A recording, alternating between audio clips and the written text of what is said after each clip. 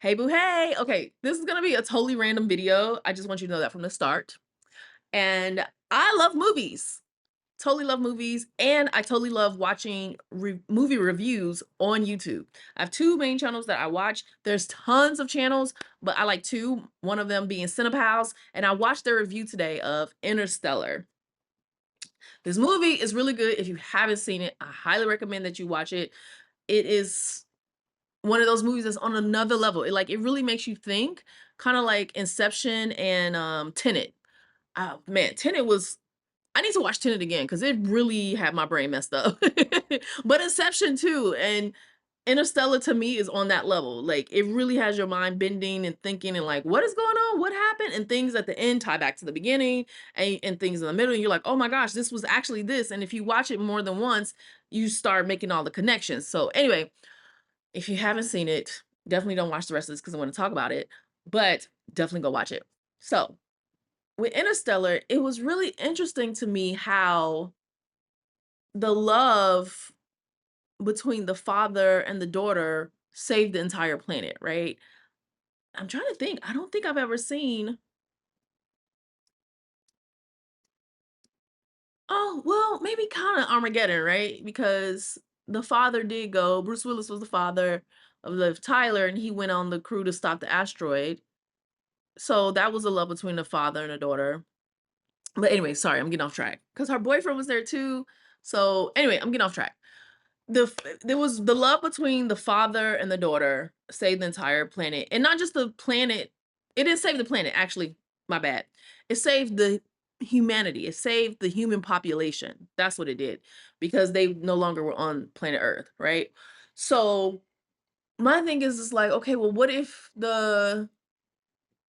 they stopped what if the daughter got mad and never liked that anymore and cut him off? Like, what had happened then? Or what if she would have died prematurely, like died young at a young age? Then what would have happened then?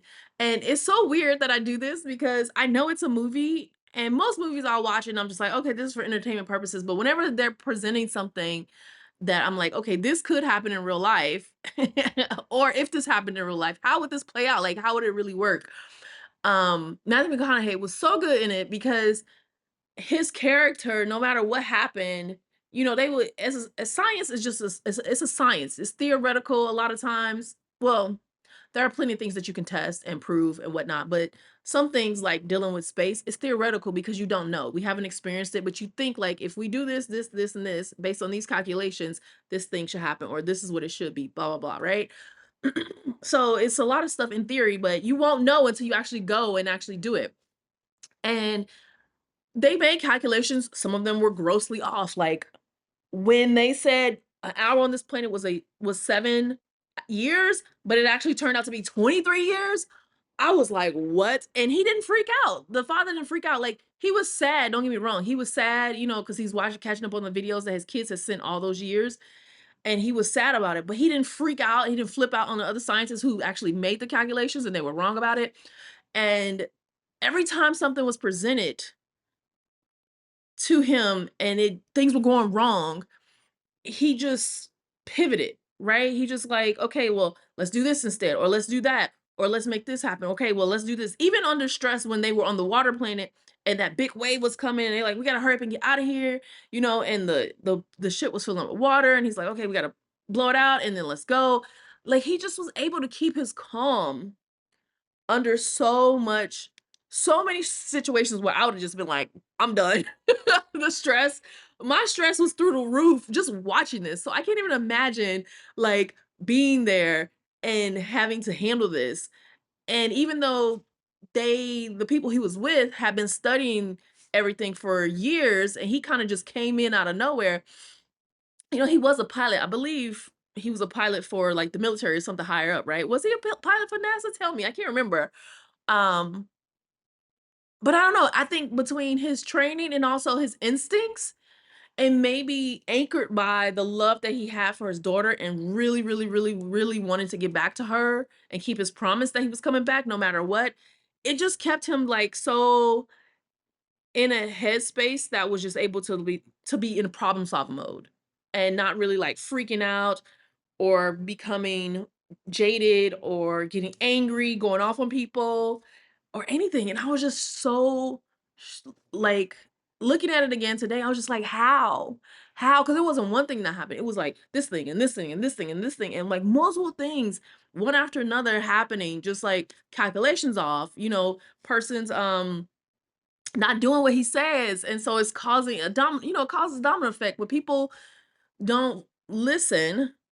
And I know you know, it's part of being human. You think everybody thinks they're doing the right thing for the most part. You got to take it that people innately they want to do the right thing. They think they're doing the right thing, but sometimes it's not the right thing. It's a mistake. And those mistakes have consequences though. And those consequences don't always just impact that person, they impact many people, right? So like this small crew going out into space, it's like any little thing you do that's off or wrong, it's like life threatening. It's not just, oh yeah, we won't eat tomorrow. It's like we may not be rescued. We don't have enough gas. We don't have enough food. We don't have enough resources to make it back to where we're going. And we flew all the way over here because based on your calculation for nothing. So I say all that to say, oh, and even when they went to the other planet where Matt Damon was, and he had completely lost it. He was completely off his rocker. Like Cinepal said, I did not have Matt Damon being the villain on my bingo card. That was a total shock again seeing it because I hadn't seen it in a while. I was like, oh yeah, I forgot that he just like was completely off his rocker and was gonna like kill him and then leave the other astronauts on the planet. He just didn't care. He was like he blew up the other ship and killed that other astronaut. I was just like, what is happening? It was so nuts. Um, but it just shows you like when some people are left to their own survival mode, like when they get into survival mode, it becomes a zero sum game. Like in order for me to win or in order for me to live, like other people have to die instead of like, oh my gosh, I'm so glad you're here. How can we win together? How can we all get out of here? Right. And I would have looked at it like, how can we all get out of here? Because if y'all made it here to where I am, then y'all can probably help me get out. And he was just like, no, he wants to get out himself. And it was just so crazy.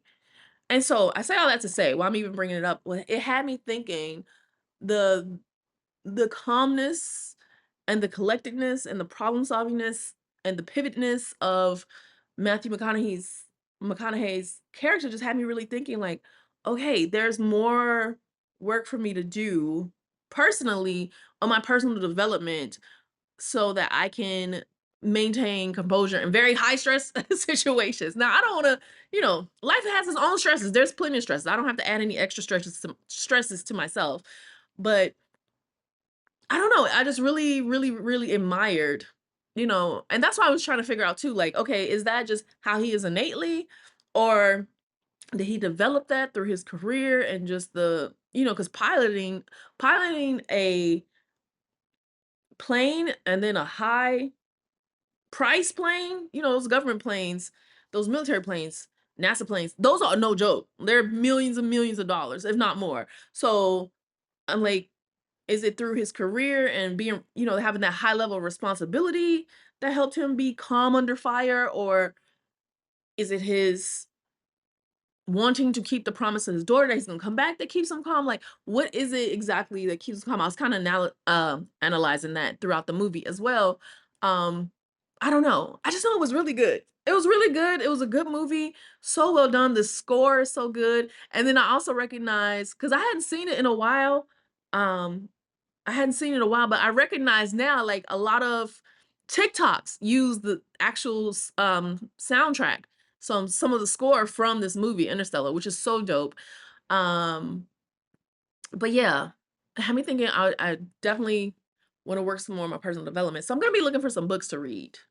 I feel like that's always where to start with personal development is looking for some books to read.